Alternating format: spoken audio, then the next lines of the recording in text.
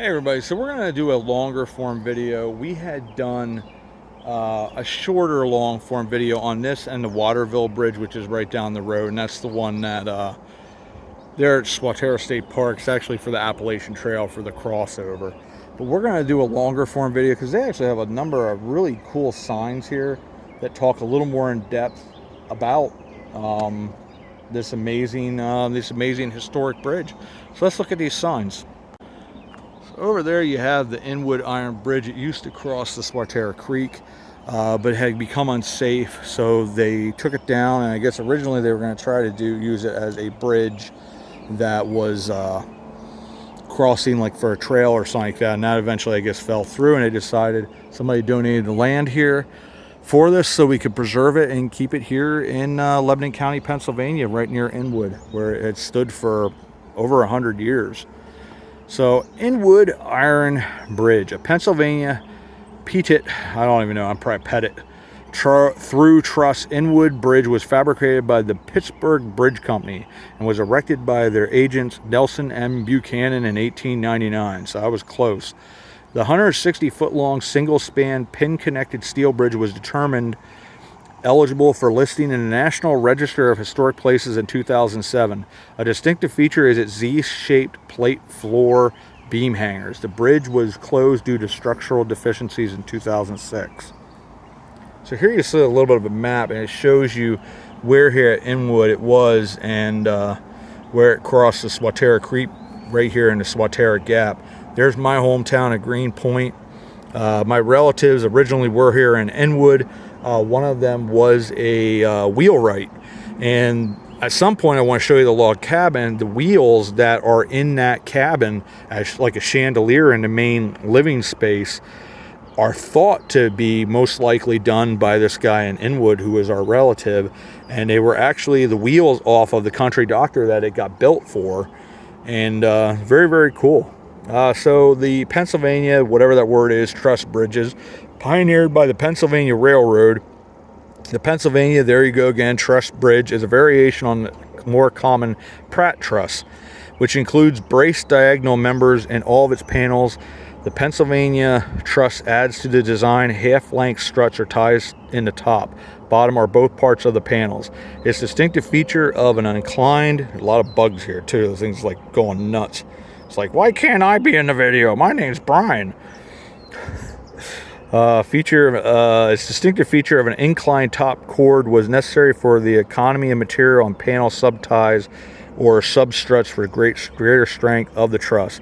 This was in response to the increasing live loads of railroad locomotives and rolling stock, which I will say, this particular bridge was just purely traffic. It was never done. And I guess you get to see some of these different features here. It's very, very cool how they have this, and it shows just some of the engineering that goes up on it. Well, actually, you can go under the bridge over there. The one path goes under, and you can actually walk across, which we will, and I guess there's some more things there.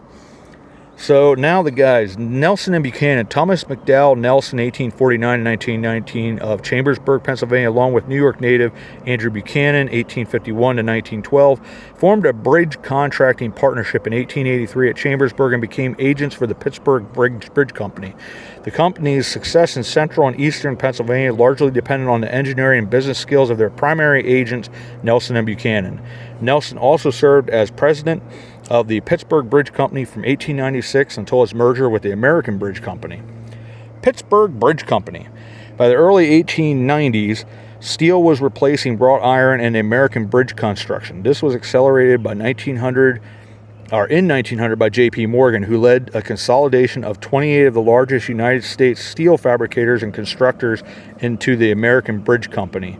The merger included the Pittsburgh Bridge Company, the fabricator of the Inwood Bridge.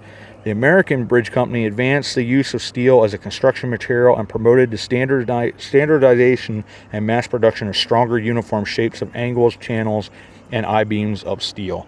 And here you can see where it originally sat, and then this is after 2006, when it was no longer allowed to be open. And then you can see the village of Inwood on the other side. This would be looking from this side of the stream over to, that was, I think, the Mountain View Hotel is what it was called. So here you have metal truss bridges. The truss bridges are structures whose individual components are connected in a series of triangles or combinations of triangles. Through materials and engineering practice by about 1875, it's not like a tree fell,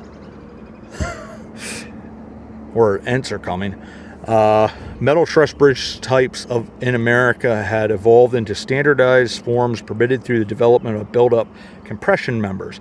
During the post-Civil War era, there were a variety of truss types, but all were fabricated out of pin-connected I-bars and built-up members made from I-beams, standardized rolled sections and plates riveted together. The advantages of this production system included the low cost of shop fabrication, the shipping of pre-assembled parts, and the speed with which a bridge could be erected using semi-skilled labor.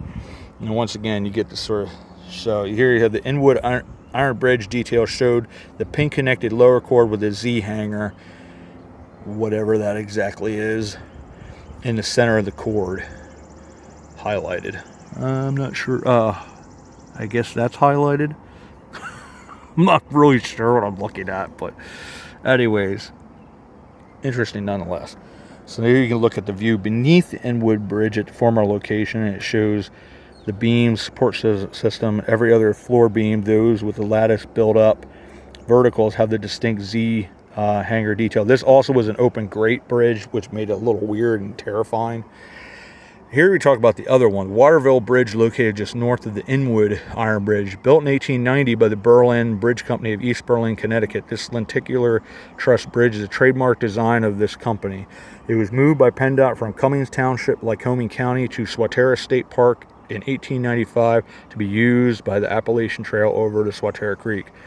Waterville Bridge was determined eligible by the keeper of the National Registry in 1980, who noted that it was a rare instance of lenticular truss bridge with a Warren configuration for web members. And then they have the lenticular truss bridges, and it says about the truss pattern was patented in 1878 by the Corrugated Metal Company. The diagonals of the lenticular truss are similar to those of a Pratt truss, but it differs in the lens-like shape of its curved top and bottom chords, whereby it derives its name. This distinctive design used less materials than the other truss types by combining the engineering of metal arch suspension and truss systems. And over here it's going to have a little bit more history about this area. Inwood Iron Bridge at Swatara Gap. Transportation features over time. So then it talks about the historic transportation gateway through the Blue Mountains from the Great Valley into the anthracite coal region.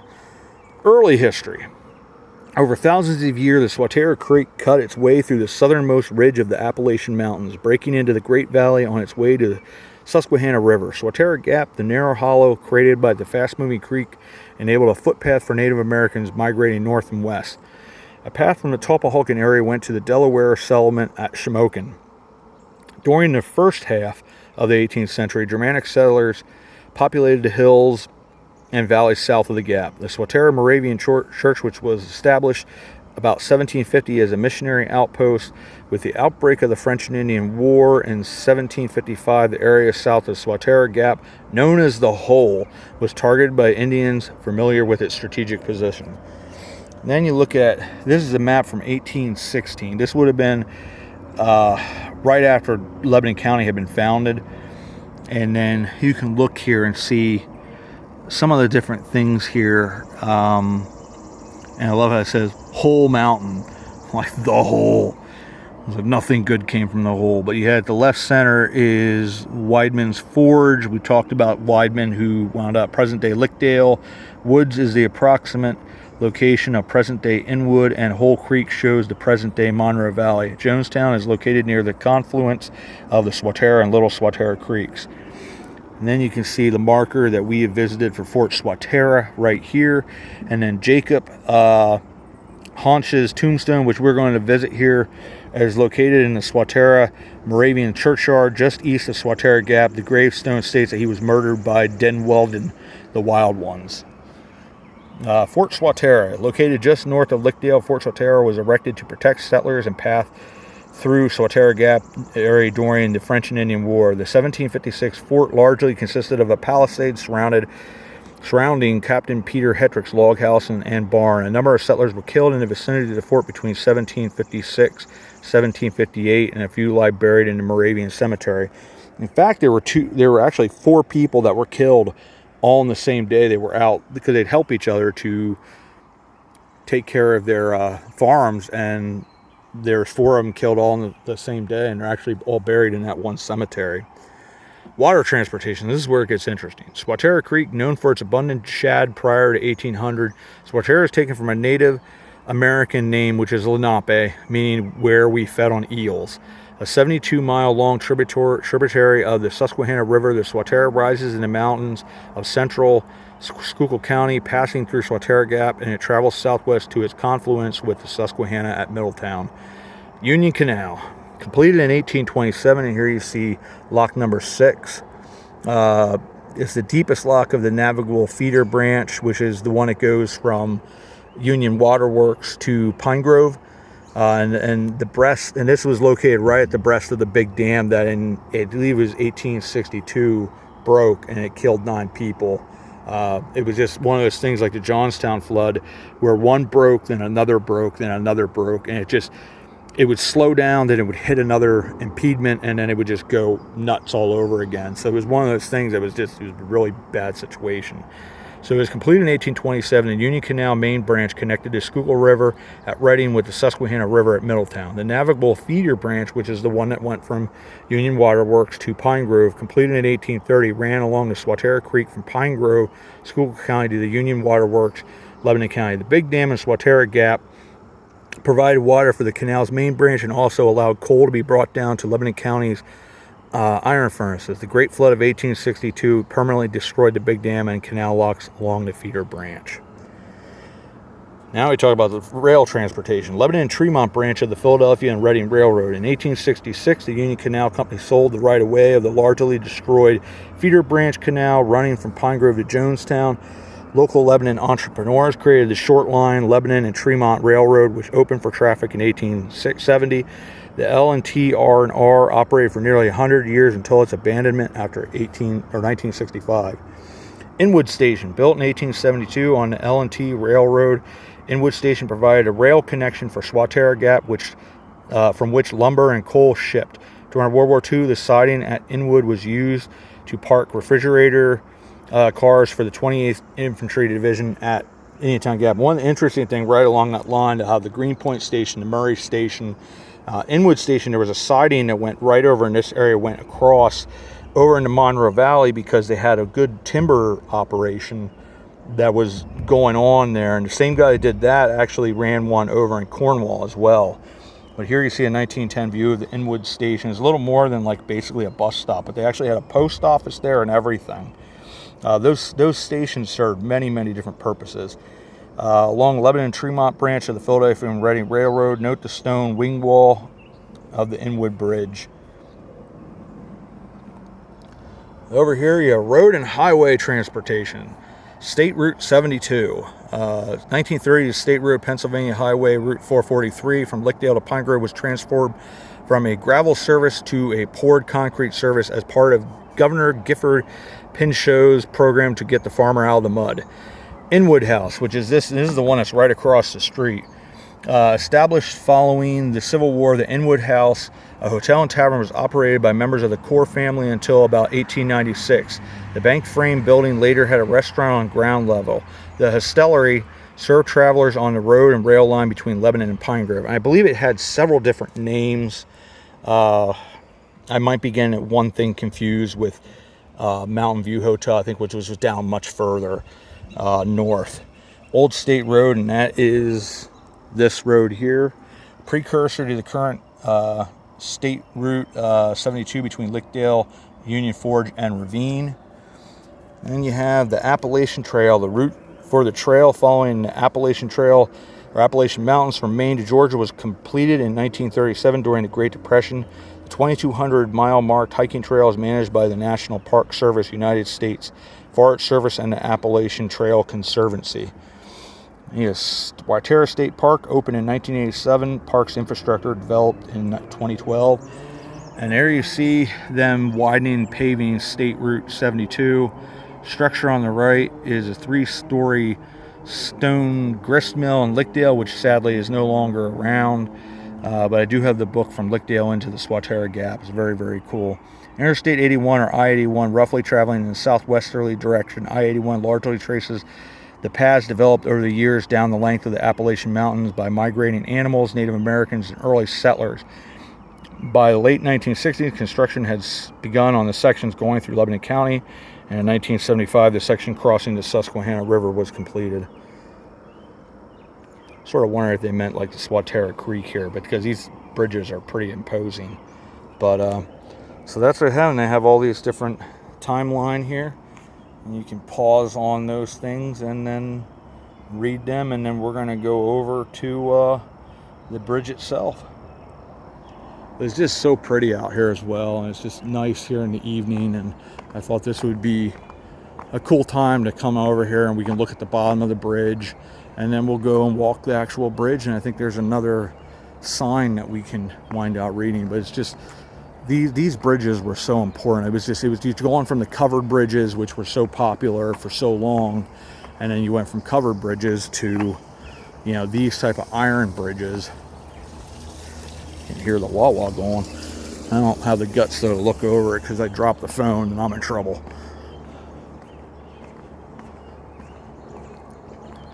Like, John, why did you do that? That was stupid. Well, I thought it was a good idea at the time, but I was wrong. I think they have a plaque down here that sort of commemorates who's all involved. Like Joe Ellen Litz was a big part of that. She's one of the county commissioners here in Lebanon County. But it's cool to be able to be right underneath the bridge and actually see the construction firsthand. And like I said, they completely refurbished this and then put it down here so people can check this out and appreciate it for what it is. So these are things that are really, really cool. You get to come here, get to see a bit of history here. The engineering sort of confuses me a little bit because they're talking about all these different terms. I'm like, if you're an engineer, you get it. And those of us that aren't engineers sort of are confused and befuddled. But needless to say, it's still a very, very cool thing to be a part of. So we're going to see how I handle these steps. Normally I don't like taking steps without something to hold on to because it scares the crap out of me. So I'm so afraid of falling. When you don't have the front part of your foot, your balance changes quite a bit. I handle it well, but still not fun. That worked out better than I thought it was going to. So let's flip this around and we can check this out. So here is the Inwood Truss Bridge. And up there is the cool sign that they have on all these. I will narrow that in so you guys can look at it. Hopefully you can actually read that. And it says about the Pittsburgh Bridge Company, Nelson Buchanan Company, Chambersburg, Pennsylvania, agents, 1899. And yes, I am actually that shaky. But they do have a couple more signs here. I think one in the middle and then two at the end. But it's just another cool bit of history. And apparently this is on the National Registry of Historic Places, just like Waterville Bridge. So it's cool that they were able to save this and have this here. Here it goes into the Z-hanger pin connection detail. Still not fully understanding the Z connection. Maybe I'm missing something there. Unless that's the Z hanger there. Okay, now I'm getting it. There's the Z hang right there, and then the clip is on there. So this is just sort of repeating a bunch of the stuff that we've been talking about, but very, very cool. If you want to pause on that and you can read that right there. Let me get that in focus. There we go. Then you can pause on this one and read that whole section. And then this is the last one. You can pause on that, the roll of the Z hanger. Pause and read that. That's a pretty little pond over there. Look over there. This is like a pretty little pond. But yeah, somebody here basically donated the property so that this could be, and there's a bird's nest, I believe. And it looks like there were some eggs in there at one point and they went splat. Somebody made a bad choice. Yeah, it looks like a splushy. And this is the same sign that's over there at the other one. But once again, you can look at some of these cool pictures and this different stuff that we have here. The map. And then over here's cool. So this is where it used to be, crossing the bridge. They moved it down to here, and you get to see Route 72 going through here, and this is Route 81, and this is where the bridges go over. And then you got the Appalachian Trail and the Waterville Bridge, which we have visited several times, and how that goes down through. But very cool map. You can see all that. Not really that far apart, but once again, this is the Inwood Iron Bridge. A lot of history here. Very, very cool. So once again, I want to say thank you to everybody coming along. I just figured we'd read these signs. I've never done that before. So I'm glad we did. It was a lot of fun. And I want to say thank you for coming along on another adventure. And as always, we'll see you all about town.